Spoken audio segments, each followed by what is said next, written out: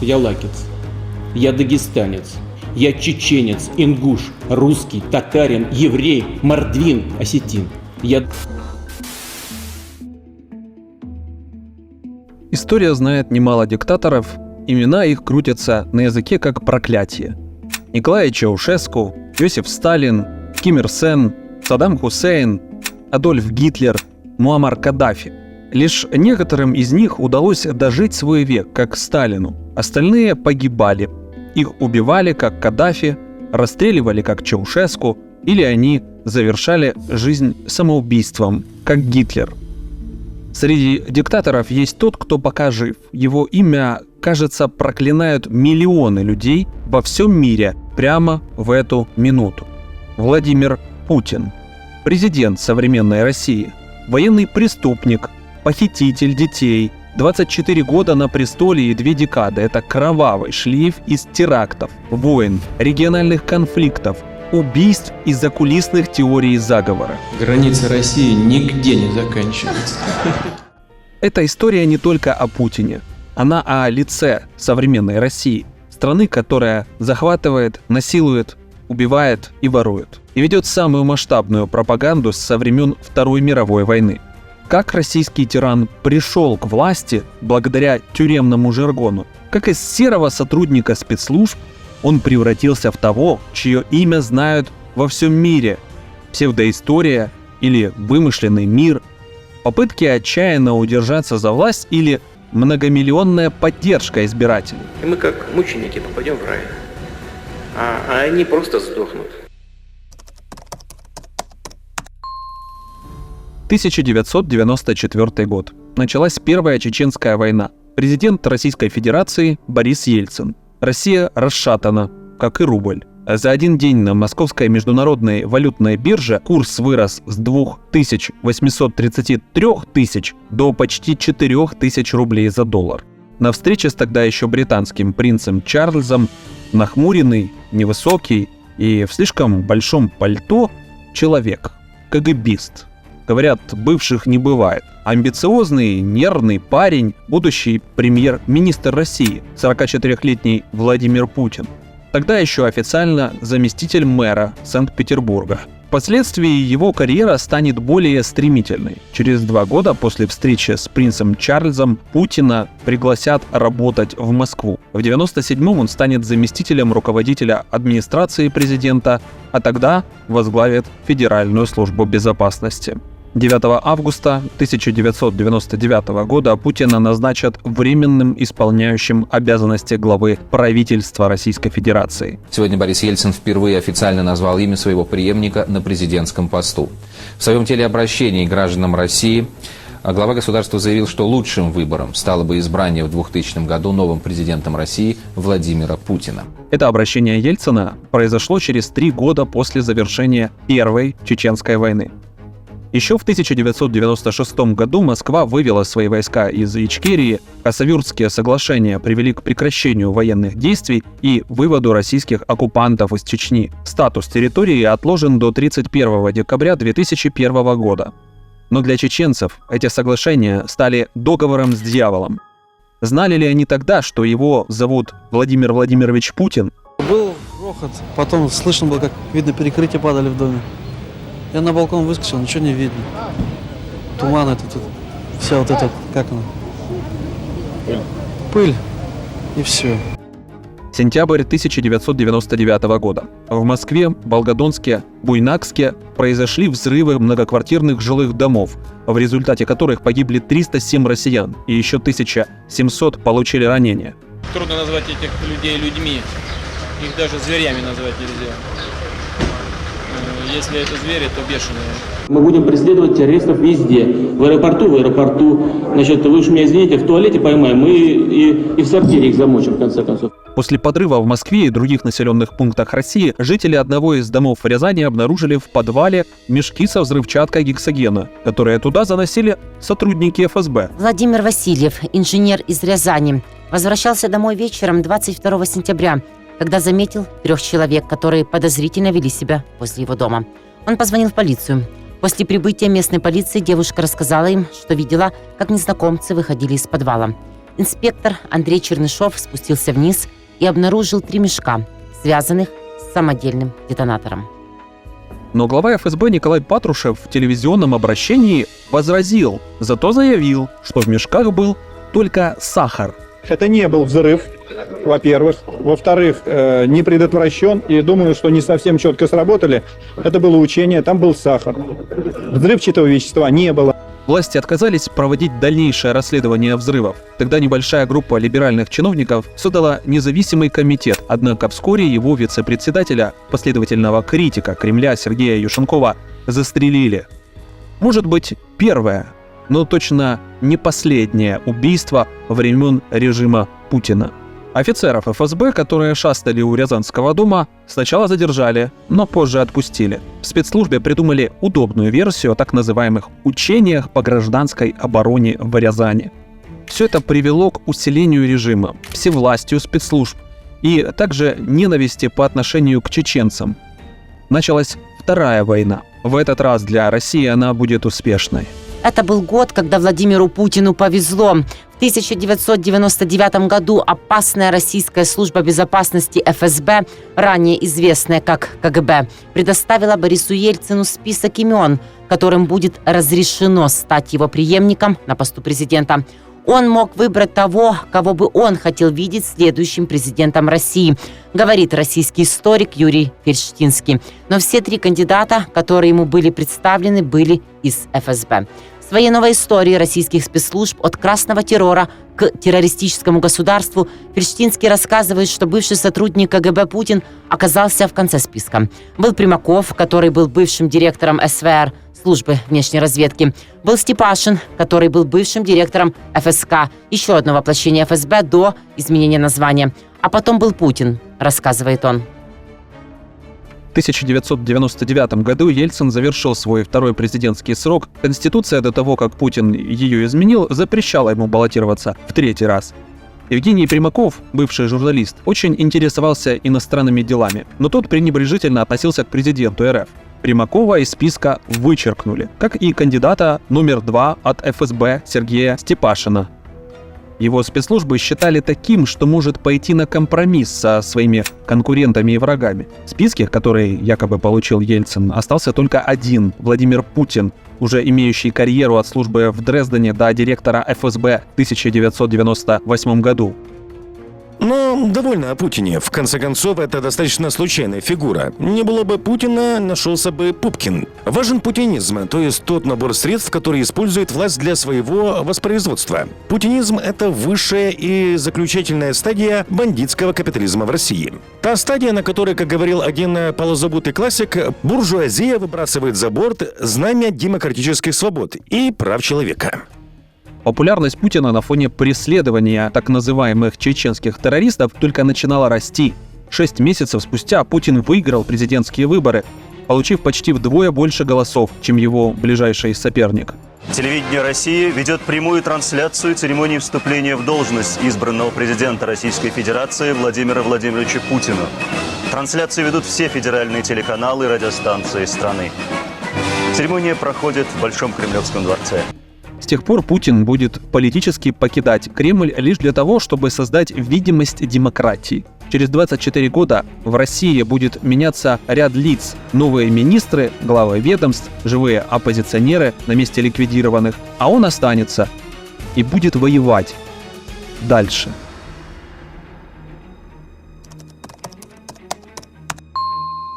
Российский президент Владимир Путин легко зарабатывал политические баллы населения. В начале 21 века он буквально руководил экономикой, развивающейся после продолжительной рецессии в 90-х годах.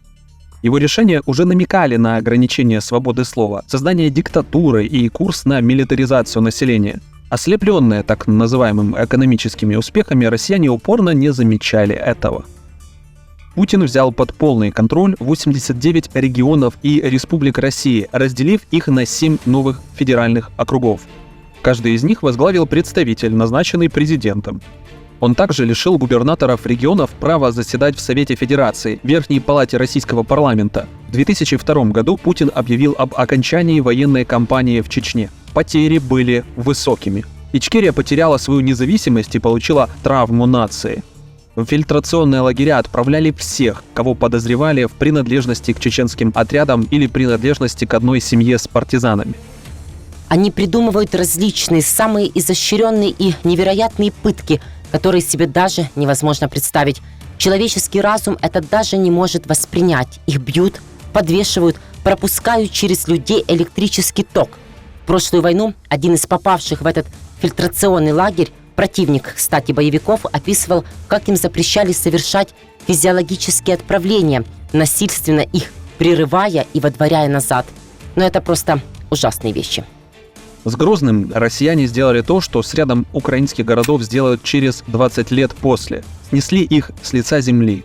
А потом Путина переизбирают второй раз в марте 2004 года. Обещаю вам, что все демократические завоевания нашего народа будут, безусловно, обеспечены и гарантированы. Конечно, не обошлось и без ликвидации конкурентов. Издание «Медуза» описывает историю кампании бывшего секретаря Совета безопасности РФ Ивана Рыбкина, который выдвинул свою кандидатуру на выборах российского президента в 2004 году. 5 февраля, примерно за месяц до даты голосования, Рыбкин исчез из Москвы. Его жена обратилась в полицию. Через 5 дней он оказался в Киеве и поначалу не смог объяснить, почему там оказался. Тогда Иван Рыбкин заявил, что его заманили в Украину, отравили, сняли компрометирующее видео и пообещали опубликовать, если политик не снимет свою кандидатуру. 5 марта 2004 года Рыбкин объявил об отказе участвовать в выборах. На парламентских гонках в декабре 2007 года путинская партия «Единая Россия» получила подавляющее большинство мест. Хотя международные наблюдатели и коммунистическая партия подвергли сомнению честность выборов, результаты все же подтвердили власть Путина.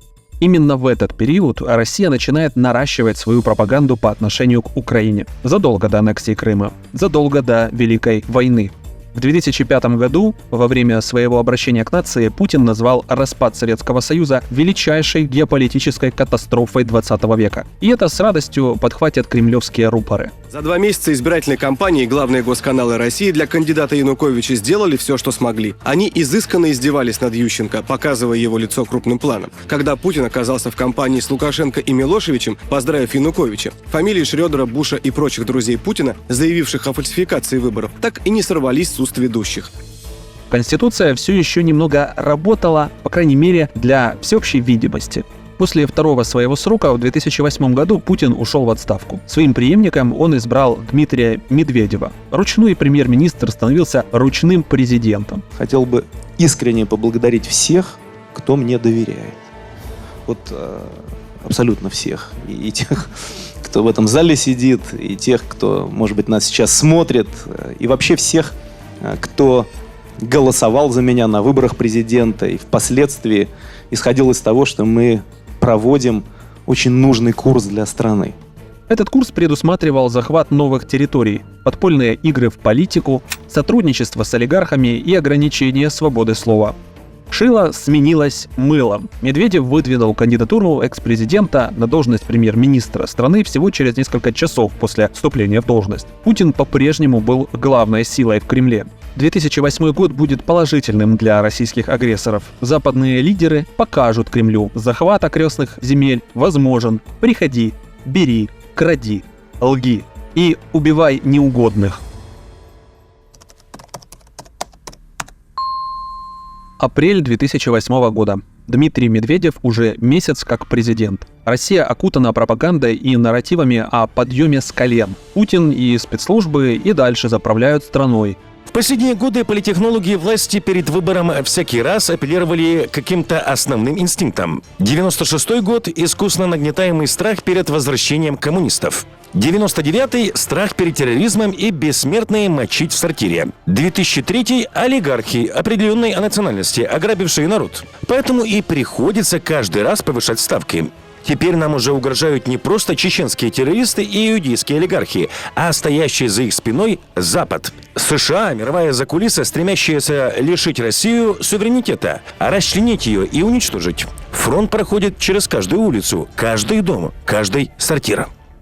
4 апреля 2008 года в Бухаресте завершился саммит НАТО. На заседаниях говорили о перспективах расширения. Германия и Франция не желали портить отношения с Россией, так что Грузии и Украине отказали. Когда во второй половине дня в Бухарест прилетел Путин, потому что там была часть саммита, посвященная отношениям НАТО-Россия, и когда Путин на этой части саммита рассказал, что вообще Украина — это искусственное образование, Россия там отдала земли на востоке Украины, поляки на западе, абсолютно грубо, нагло, с неуважением. А нам-то что делать тогда?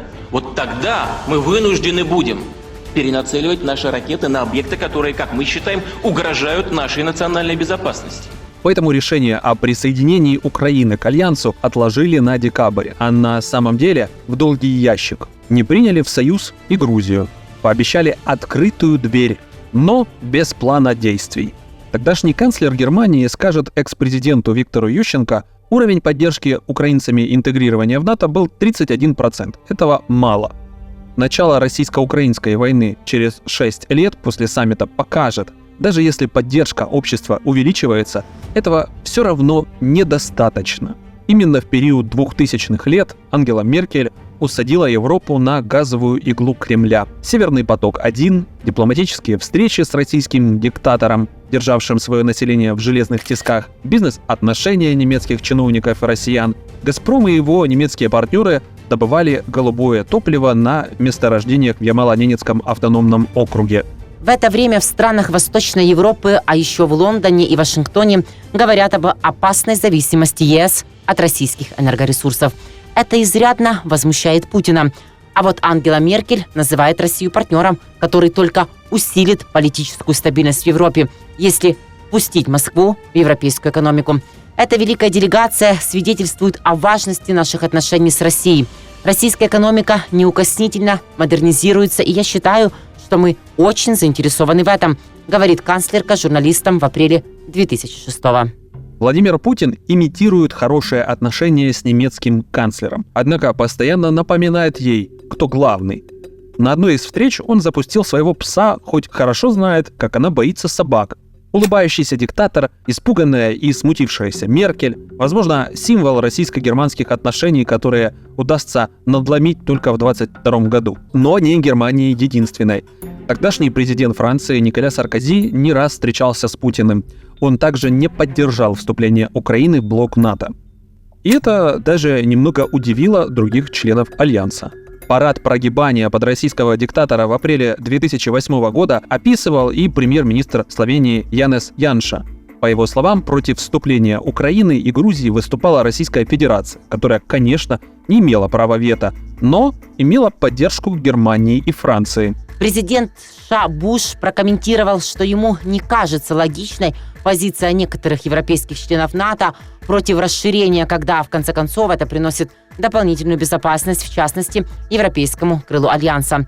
Буш, по словам Янши, надеялся, что Кондолиза Райс сможет убедить Меркель и Саркози.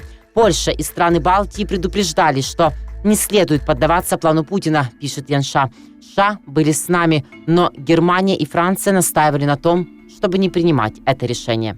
Мирная Западная Европа не испытывала никаких угрызений совести. Вспыхивающие в мире конфликты требовали разве что миссии миротворцев и политической обеспокоенности. Никто не упоминал Путину Вторую Чеченскую войну. Никто не указывал ему на теракты, за которыми почти наверняка стояла ФСБ. Газ был дешевым, отношения крепкими. А потом Россия вторглась в Грузию. Грузия осуществила агрессию в адрес Южной Осетии. Так военный конфликт 2008 года сегодня вновь оценил президент России Владимир Путин.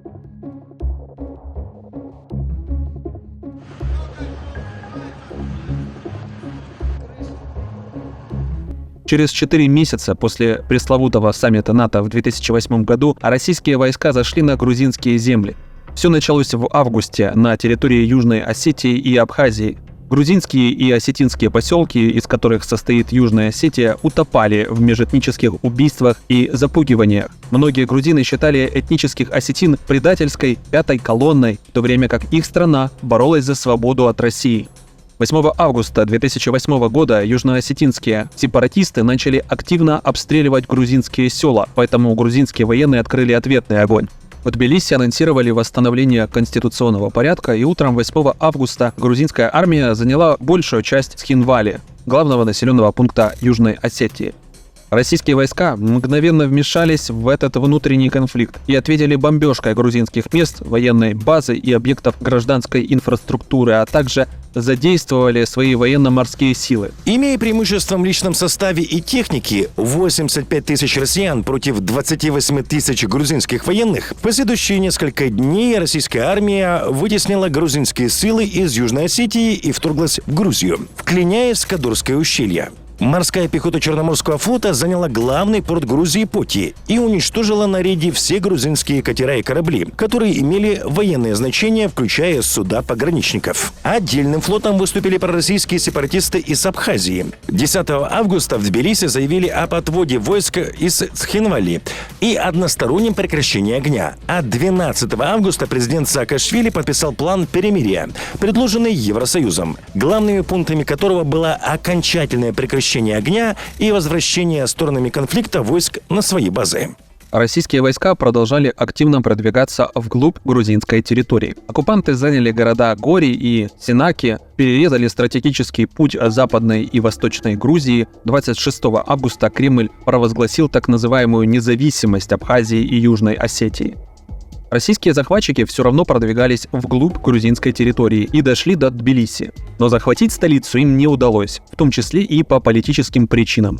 Там была очень любопытная ситуация. Они не могли найти гауляйтера. Никого. Даже те политики, которые в свое время бежали в Россию, когда им предложили возглавить такую администрацию, ответили: «Вы плохо знаете грузинское общество. Оно этого не воспримет». Здесь такая ситуация, к счастью, для Грузии. Противостояние длилось всего 5 дней. Мир стоял, смотрел и неоднозначно относился к российскому вторжению в Грузию. Оккупанты будут контролировать Южную Осетию и Абхазию еще долгие годы спустя. Тогда премьер, а сейчас президент России, так прокомментирует угрозы, которые государство-агрессор будет нести миру уже скоро. Многие постсоветские страны, включая Украину, озабочены жесткими мерами России против Грузии. Они, по его словам, задают один и тот же вопрос. Можете ли вы гарантировать, что такие действия никогда не будут предприняты против других соседей России? Я категорически протестую против формулировки этого вопроса. Это не мы должны гарантировать, что мы на кого-то нападем. Мы ни на кого не нападали. Это мы требуем гарантии от других, чтобы на нас больше никто не нападал и наших граждан никто не убивал. Из нас пытаются сделать агрессор. Тактика российской кампании в Грузии будет применена и в отношении будущего захвата украинских территорий. Россия давно признала границы сегодняшней Украины. Мы, по сути, закончили в целом и в общем наши переговоры по границе. А через 6 лет он загробастает Крым и будет проводить жестокую гибридную войну в Украине. Когда ты на Кавказе, самое главное связи, они так просто не устанавливаются. Они ни денег не стоят, ничего. Это только личный контакт с человеком, твое личное доверие. Кровавый подарок на день рождения диктатора – это убийство российской журналистки Анны Политковской. Ему исполнилось 54, ей навсегда 48 лет. Анна Политковская была специальной корреспонденткой «Новой газеты». Политковская начала работу в газете в 1999 году. Для нее тема Второй Чеченской войны началась с освещения темы беженцев. А тогда поездки на фронт и критика Путина. В частности, из-за так называемых терактов с подрывами многоэтажек в России. Журналистка расследовала жестокость и преступность русских военных в Чечне. Она писала о пытках, массовых казнях, похищении, продаже русскими солдатами чеченских трупов их семьям для должного исламского захоронения. Российские медиа заявляли о давлении со стороны Владимира Путина, но Анна Политковская противилась режиму и продолжила освещать его кровавую деятельность. За это ей не раз угрожали, запугивали, ужасали убийством. 7 октября 2006 года Анну Политковскую застрелили. После обеда в подъезде дома, где жила журналистка, бездыханное тело нашла соседка. Впоследствии так называемое следствие постановило: неизвестный в темной одежде сначала с близкого расстояния трижды выстрелил в нее, дважды попав в грудь и один раз в плечо, после чего произвел контрольный выстрел в голову. В лифте многоэтажки нашли пистолет Макарова и отработанные гильзы. Коллеги Политковской, друзья и международные группы «Свобода печати» заявили, что ее убили, чтобы заставить молчать или в отместку за прошлые статьи. В этот день российский диктатор как раз праздновал свой день рождения. Родные Анны и коллеги оплакивали журналистку, не молчавшую о преступлениях и грехах путинского режима. Стол Политковской в ныне закрытой газете стоял нетронутым в течение 17 лет. С ее пишущей машинкой, очками, заметками и книгой, название которой, казалось, подытоживало безнаказанность путинской эпохи. История безрезультатного расследования. А уже после начала полномасштабного вторжения правительство России помиловало Сергея Хаджикурбанова, осужденного за убийство российской журналистки. Он согласился участвовать в войне против Украины и заслужил помилование от российского диктатора. Его адвокат утверждает, что его подзащитному сразу предложили командную должность из-за предыдущего опыта службы в спецназе в 90-х годах. О наказании для настоящего заказчика этого убийства речь не идет. Кремль отрицает свою причастность к этому. Молчал и нынешний руководитель Чечни Кадыров. Анна Политковская писала и об одном, и о втором. В обоих случаях речь шла о преступлениях. Фамилия моя Литвиненко, зовут меня Александр. Я бывший подполковник Федеральной службы безопасности Российской Федерации. Сейчас я живу в Англии, где имею политическое убежище. Я и моя семья. А это Александр Литвиненко. Еще за год до того, как Путин стал президентом, впервые ФСБшник открыто говорил о том, что высшие чины приказали ему с коллегами убить бизнесмена и политика Бориса Березовского.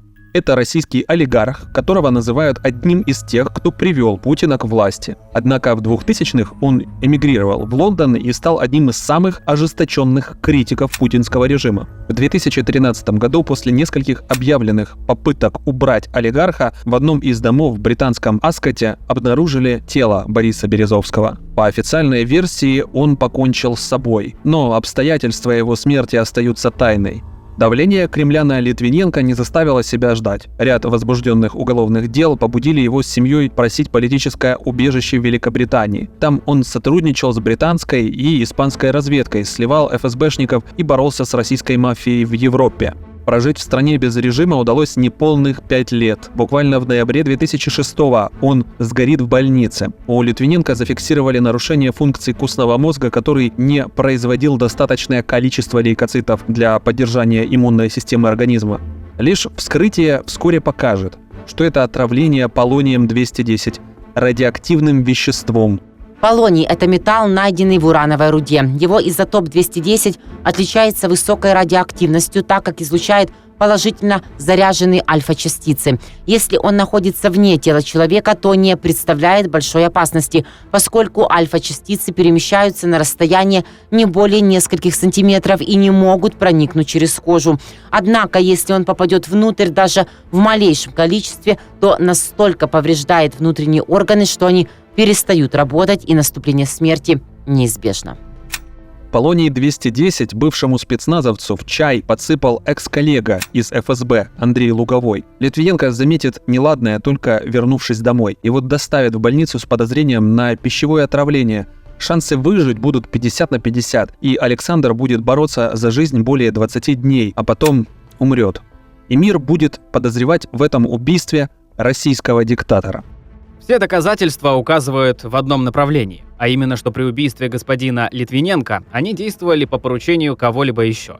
Я пришел к выводу, что существует большая вероятность того, что господин Луговой отравил господина Литвиненко по указанию ФСБ, Федеральной службы безопасности Российской Федерации. Я также пришел к дальнейшему выводу, что господин Ковтун также действовал по указанию ФСБ. Возможно, не непосредственно, а через господина Лугового. Но, вероятно, зная, что существует организация, чьи указания он выполняет. Далее я заключил, что операция ФСБ по организации убийства господина Литвиненко была, по всей вероятности, утверждена господином Патрушевым, который являлся тогда главой ФСБ, а также президентом Путиным. Владимир Путин голосовал бы за Януковича. Он Владимир Путин, чтобы вы поняли. А это уже Борис Немцов, российский оппозиционер, критик Путина. Он поддержал оранжевую революцию в Киеве, а после начала войны осуждал оккупацию Крыма. Есть 3 возможных сценария революции в России. И по степени вероятности они распределяются следующим образом. На первом месте — националистический сценарий. Это будет революция с погромами инородцев. На втором месте — сценарий социалистический или коммунистический. Это будет революция, вызванная недовольством народа, падением уровня жизни, отсутствием социальной мобильности, ростом коррупции и воровства, социального расслоения, ненавистью к олигархам. И, наконец, на третьем месте по степени вероятности — либеральная революция, вызванная отсутствием свободы и демократии. В любом случае, революция — это кровь. Стопроцентную ответственность за революционный сценарий несет Путин, поскольку зубами и когтями цепляется за власть и проводит политику воровства и жульничества. Никакой революции против действующей власти так и не произошло. Но на пике своей политической карьеры Борис Немцов расскажет, каким будет ужасающее будущее Россия Путина. Внутри страны будет усиливаться реакция, ксенофобия, то есть ненависть ко всем остальным гражданам планеты, и будет усиливаться авторитарные диктаторские тенденции. Это очевидно. В политическом плане это усиление диктатуры и авторитарных тенденций. В бизнес-плане это ограничения для русских компаний. И в плане международной напряженности это гонка вооружений. 1 марта 2015 года российская оппозиция запланирует мирный марш «Весна». Борис Немцов так и не выйдет на акцию. 27 февраля в 23:40 неизвестный убьет его 4 выстрелами в грудь, голову и сердце. Мгновенная смерть накануне обнародования отчета под названием «Путин и война», в котором Немцов собирается продемонстрировать доказательства участия российской армии в войне на Донбассе и причастность Путина. Массовая гибель российских солдат была связана с эскалацией конфликта и противостоянием, в частности, под городом Дебальцево. В отличие от прошлого года, на этот раз российские солдаты перед отправкой в Донбасс официально увольнялись из вооруженных сил по требованию руководства. Таким образом, планировалось скрыть участие нашей армии в боях, выставляя военных добровольцами. Не хватит нескольких людей и пальцев на их конечностях, чтобы сосчитать количество смертей, которых заказал Путин. Губернатор Магаданской области Валентин Цветков убит выстрелом в голову за борьбу с криминальными группировками на Дальнем Востоке. Журналист и писатель, депутат Госдумы Юрий Щекочихин расследовал взрывы в 1999 году и умер после загадочной болезни, которая, вероятно, была вызвана талием. Главный редактор российской версии журнала Forbes, американский журналист Пол Хлебников, застрелен под зданием СМИ. Расследовал коррупцию в Кремле. Российский террорист Евгений Пригожин, ликвидированный в полете в августе 2023 года, за то, что начал бунт против Москвы и за то, что нашел в себе силы выступать против путинской клики. И еще десятки тех, кого с первого раза убить не удалось. Экс-сотрудник российской военной разведки Сергей Скрипаль. Его с дочерью отравили веществом нервно-паралитического действия «Новичок». Похожая история случилась и с российским оппозиционером Алексеем Навальным, тоже «Новичок». И десятки, сотни тысяч других неугодных, которых пытались убить российские спецслужбы под руководством Владимира Путина.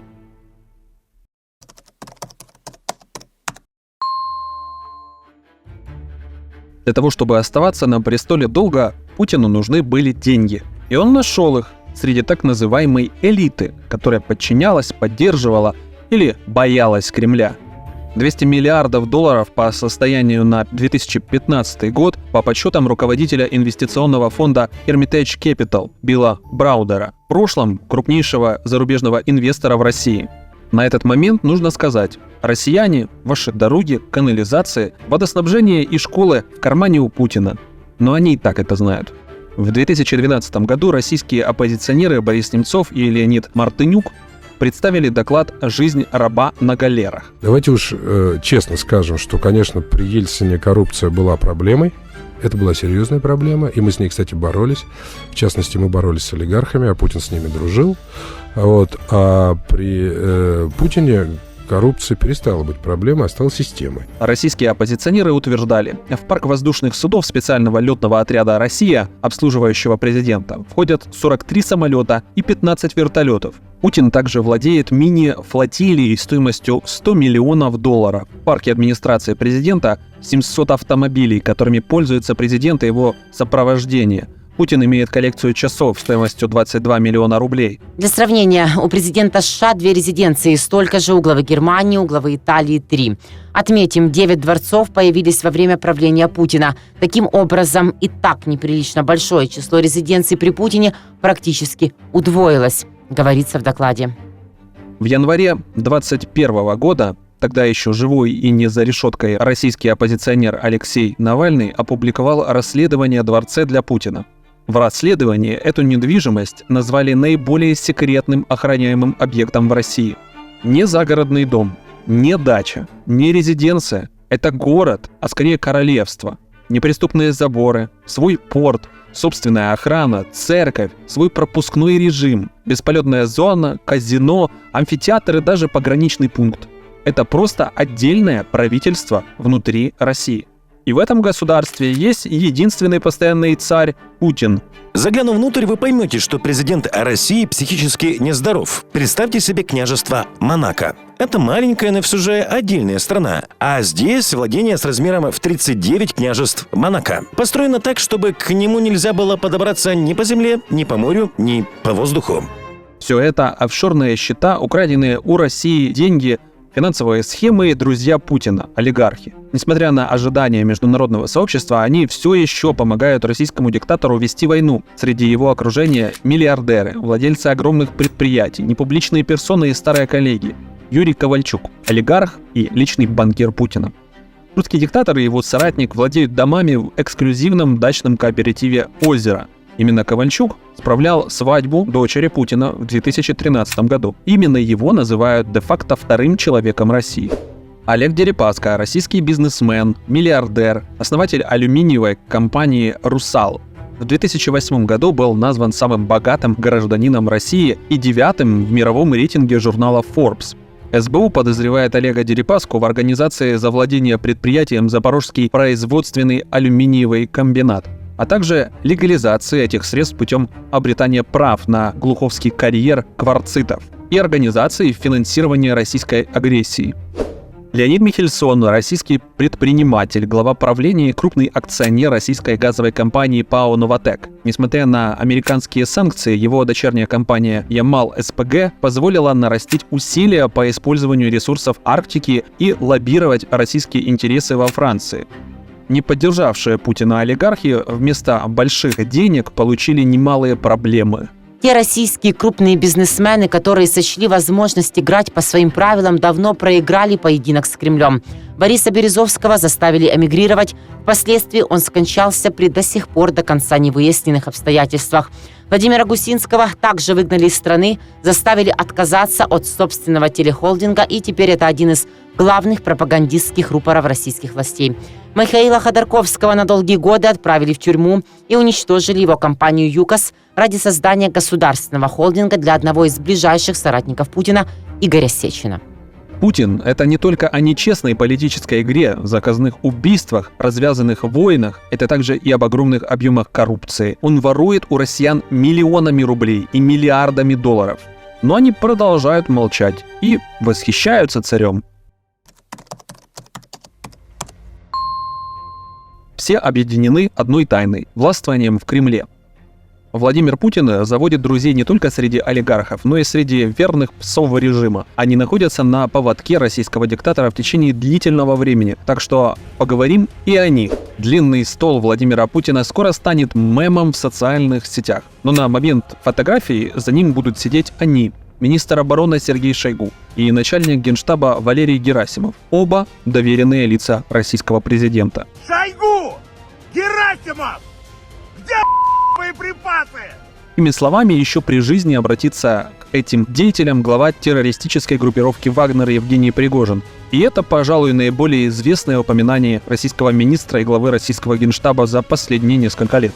Именно Сергею Шойгу приписывают захват полуострова Крым в 2014 году. Именно он должен был захватить Киев через несколько дней во время полномасштабного вторжения России в Украину. Политическая карьера Шойгу началась в 1995 году. С завершением 2001 года он стал сопредставителем партии «Единая Россия». Далее еще выборы в 2003 и 2007 году. Сначала он был главой МЧС России, а с 2012 года указом Путина назначен министром обороны. Здесь, конечно, все в излюбленных традициях российского диктатора. Полная покорность, благосклонность и, конечно же, коррупция. Нацагентство по вопросам предотвращения коррупции Украины отправило письмо министру обороны России Сергею Шойгу. В письме отмечается, что российский чиновник внес неоценимый вклад в то, что российские средства и ресурсы для нападения на Украину были разворованы еще на этапе их накопления. О коррупции в российской армии говорили не раз, однако в своей стране Шойгу пользуется большой популярностью. А на его родине, в самой отдаленной и загадочной республике Тыве, и вовсе настоящий культ имени Шойгу. Он уроженец республики Тыва, или же Тува. Уровень бедности здесь самый высокий в России, более 40% жителей региона нищие. Тем не менее, Сергей Шойгу не так думает о своей исторической родине, как о войне в Украине. Загробастать чужое путем разрушения. Вот какая идея лежит в основе политической и военной доктрины Минобороны РФ. При этом он выглядит неуклюже, часто растерянно и бледнеет на фоне других русских чинуш. Чего точно не скажешь про Валерия Герасимова. Именно этому генералу армии РФ приписывают организацию войны в Донбасі. Особисто Герасимову було прийнято рішення щодо розв'язання і ведення агресивної війни і військового конфлікту на території суверенной державы Украины. Один из немногих в России, хорошо понимающих характер гибридной войны, когда конвенционное противостояние является лишь частью крупной кампании, важными аспектами которой являются информационное противостояние, внутренняя оппозиция, ряд важных операций и правильное долгосрочное планирование конфликта. Войны уже не объявляются, а начавшись, идут не по привычному нам шаблону. Фронтальные столкновения крупных группировок войск, сил, на стратегическом и оперативном уровне постепенно уходят в прошлое. Дистанционное бесконтактное воздействие на противника становится главным способом достижения целей боя и операции. Поражение его объектов осуществляется на всю глубину территории. Стираются различия между стратегическим, оперативным и тактическим уровнем, наступательными и оборонительными действиями. Все из научных исследований Герасимова Кремль применит в войне против Украины 2014 года. В условиях гибридного противостояния были использованы подразделения регулярной армии, отряды боевиков, экономические санкции, энергетическая эмбарго, политическая дестабилизация, информационная война и финансовое давление с кибератаками. Далее на очереди Николай Патрушев, верный соратник Путина, бывший глава ФСБ, а теперь секретарь Федерального совета безопасности. Патрушев – наиболее воинственный ястреб путинского окружения. Он уверен, что Запад годами мечтает об уничтожении России, говорит Бен Нобл, доцент университетского колледжа Лондона, специализирующийся на российской политике. Он является одним из 3 соратников Путина, служивших с ним с 1970-х годов в Санкт-Петербурге, тогда Ленинграде. Мало кто имеет такое влияние на президента, как Патрушев. Николай Патрушев прошел испытания, ему принадлежит самый громкий боевой клич, и есть ощущение, что именно он подтолкнул Путина к радикальным действиям, говорит Бен Нобл. Среди других друзей Кремля многолетний глава ФСБ Александр Бортников, директор внешней разведки Сергей Нарышкин, министр иностранных дел Сергей Лавров. Их возраст говорит больше, чем прямые цитаты. Они являются постоянными, старыми во всех смыслах этого слова друзьями Владимира Путина. Именно они помогают ему вести войну против Украины. Именно они на своей ответственности имеют десятки тысяч жертв в противостоянии добра и зла, где эти лица точно не представляют в ипостаси света. Крым и Севастополь возвращаются в родную гавань. Такими словами российский диктатор объявляет об оккупации полуострова Крым. Трудный, едва ли не самый тяжелый период для Украины. Революция достоинства, которая должна была стать завершением евроинтеграционных планов украинцев, на самом деле знаменовала лишь начало борьбы за свободу. Не только от пророссийского президента Януковича и его клики, а от сидевших в Кремле и влажно мечтавших о захвате всей Украины. С 1 по 16 марта российскими военными и парамилитарным формированиями Крымская самооборона были захвачены основные военные объекты и административные здания Крыма, а количество российских военных возросло до 20 тысяч военнослужащих. В то же время отдельные подразделения ВС Украины стойко держали оборону и покинули полуостров только после получения соответствующего приказа 24 марта 2014 года. 16 марта на территории Крыма и Севастополя состоялся референдум о возобновлении Конституции Крыма 1992 года и о вхождении Крыма в состав России, который не признан большинством стран мира из-за несоблюдения каких-либо общепризнанных стандартов народного волеизъявления. 18 марта Путин объявил о присоединении Крыма к России. Страны Запада признали оккупацию и аннексию Крыма незаконными и ввели экономические санкции. На востоке Украины в это время Россия испытывала все методы гибридной войны. Создание так называемых квазиреспублик, которые планировались еще задолго до войны на востоке Украины. Нарратив о так называемой гражданской войне и пропагандистский тезис «нас там нет». Мы Россия. Мы не можем говорить о каких-то условиях прекращения огня, о возможных договоренностях между Киевом, Донецком и Луганском. Это не наше дело, это внутреннее дело самой Украины.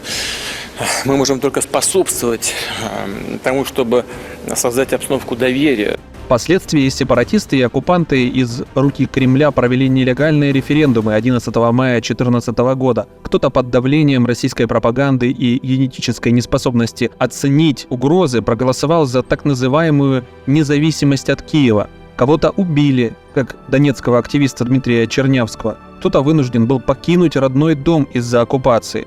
Выборы вроде бы состоялись. А там проведены выборы были. Люди пришли и проголосовали.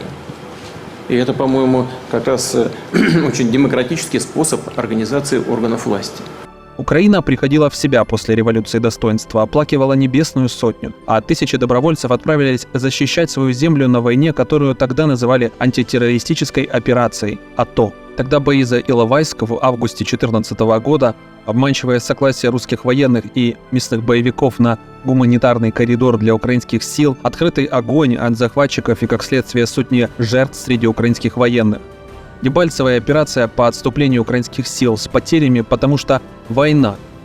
Бои за Донецкий аэропорт, которые продолжались с сентября 2014 года по 23 января 2015 года и стали одним из самых ожесточенных этапов в начальной стадии российско-украинской войны.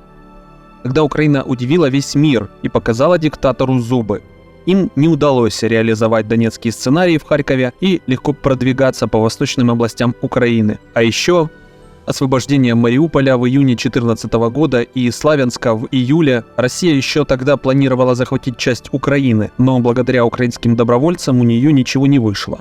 Крым в это время стал значительной частью российской пропаганды и так называемыми красными линиями Кремля. То, что они ничего не значат, мир поймет только осенью 2022 года, когда впервые будет пылать символ необъятной власти Путина – Керченский мост.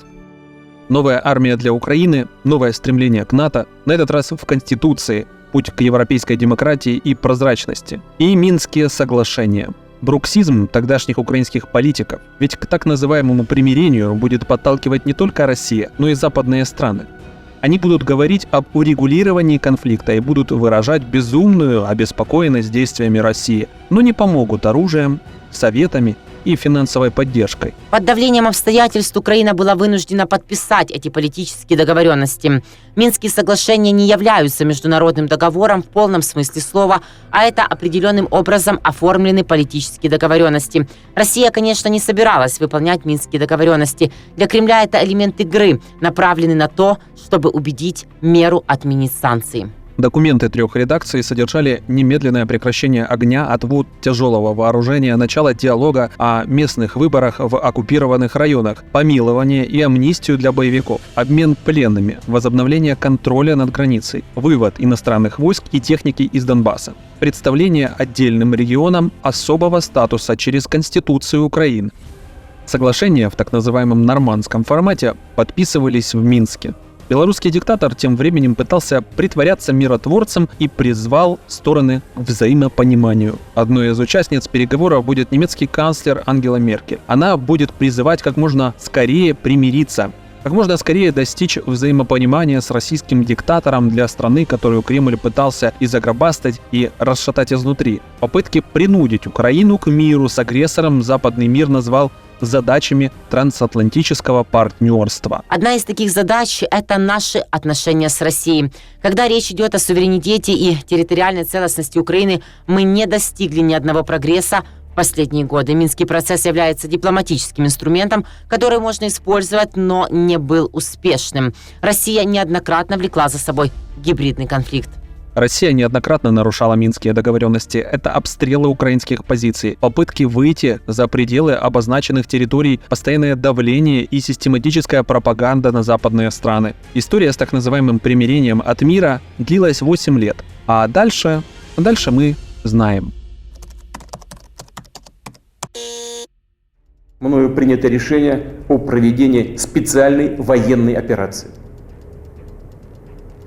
Ее цель – защита людей, которые на протяжении 8 лет подвергаются издевательствам, геноциду со стороны киевского режима. И для этого мы будем стремиться к демилитаризации и денацификации Украины. –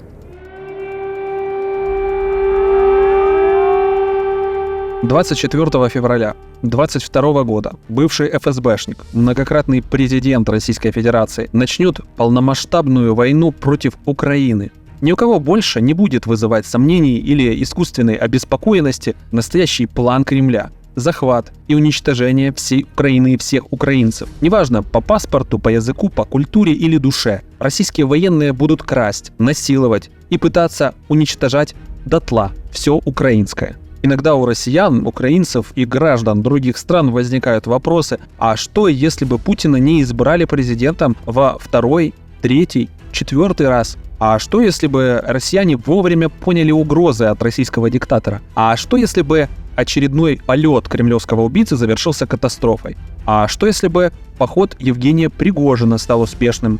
А что, если бы... Эти мечты похожи на параллельную реальность, где добро легко побеждает зло, где добру не приходится кровью и потом бороться за свободу. Но есть одно «но». История не знает слов «если бы».